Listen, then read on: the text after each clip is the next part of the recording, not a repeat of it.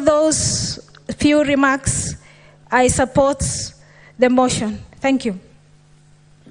Thank you, Senator.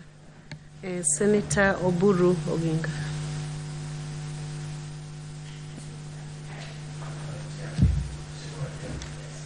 Yeah. Thank you, Madam Speaker.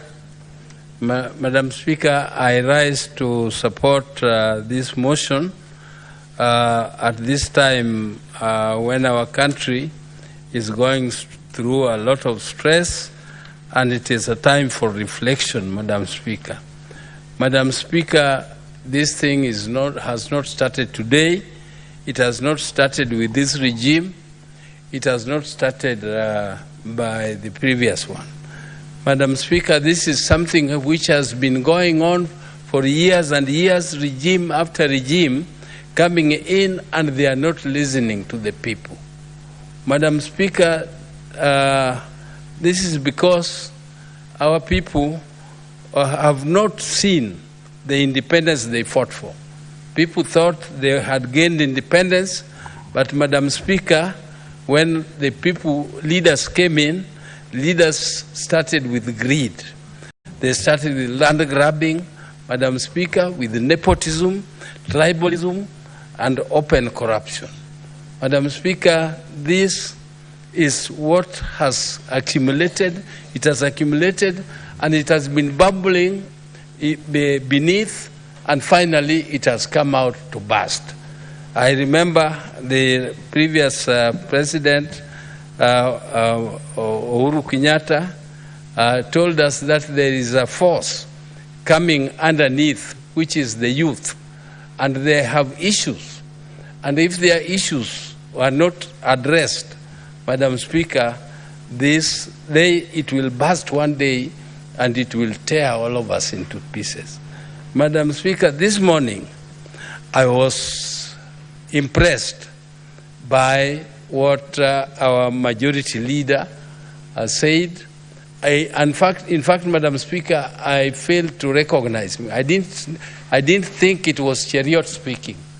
I thought, Madam Speaker, that it was somebody who is born again, somebody who is reincarnated, and somebody who is, for Alwale, I know because we have been with him. I know sometimes he changes just to please the bosses, but I know he knows exactly what should be done.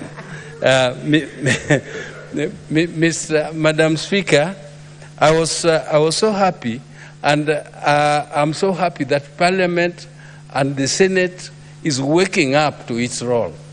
And Speaker, our role as a Parliament, our role as a Senate is not to go into bed with the executive. Even though you are elected on parties which are either ruling or in the opposition, but our role is to oversight. Our role is oversight. And when people talk of government, here people are talking of government as if they are part of the executive. Government is not executive. Government has three arms. Madam Speaker, there is the executive, there is the legislature, and there is the judiciary. And Madam Speaker, our role as this Senate is to oversight, not just the executive here, but the executive down up to the counties, the governors, Madam Speaker. Madam Speaker, I've seen people who are angry with us.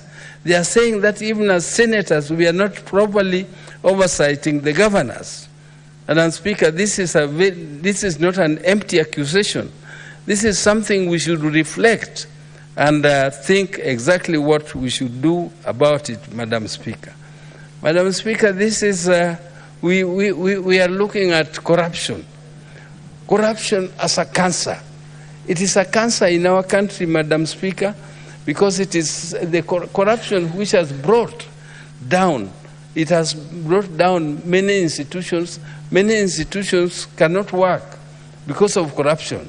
They are not effective because of corruption. If people are blaming EAC and saying that EAC is not effective, they are not effective because people go there, the governors go there, government corrupt officials go there, they go there with briefcases. Madam Speaker, when you talk of raising taxes, this institution called KRA. KRA is an institution which is supposed to raise taxes from Kenyans, but the government has missed it.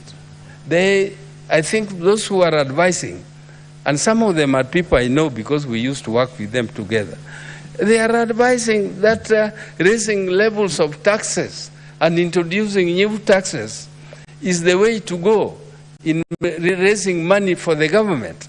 I'm sure, Madam Speaker, that there are ways of this government raising sufficient money to not only finance all the requirements in the recurrent, but also all the requirements in